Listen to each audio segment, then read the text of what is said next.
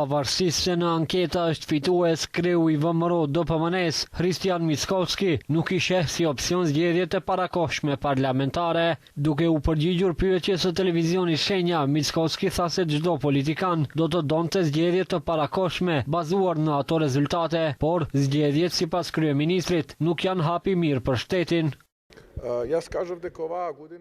E thash që këtë vit nuk kemi ndërmend të kemi zgjedhjet parakohshme parlamentare. Qëllimi ynë janë zgjedhjet e rregullta në vitin 2028.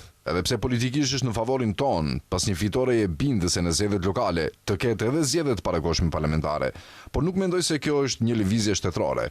Duhet të përkushtohemi ndaj reformave.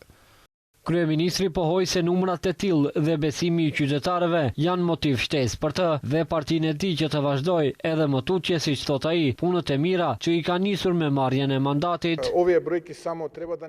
Numrat duhet vetëm të na motivojnë edhe më shumë për të punuar. Kjo përfaqëson një përgjegjësi edhe më të madhe, si për mua si kryetari i qeverisë, ashtu edhe për VMRO DPMN si parti kryesore në kuadër të koalicionit qeveritar.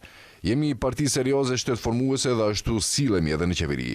Unë, si njeri, do të bëj gjithçka që është në fuqinë time për të ofruar sa më shumë për qytetarët. Asnjëherë nuk kemi premtuar se do të bëjmë mrekulli. Kur jemi tek zgjedhjet e parakohshme parlamentare, kujtojmë se është Bashkimi Demokratik për Integrim, ai që një periudhë të gjatë ka insistuar në realizimin e tyre, megjithatë është refuzuar kategorikisht nga kryeministri, po edhe eksponent të tjerë të qeverisë.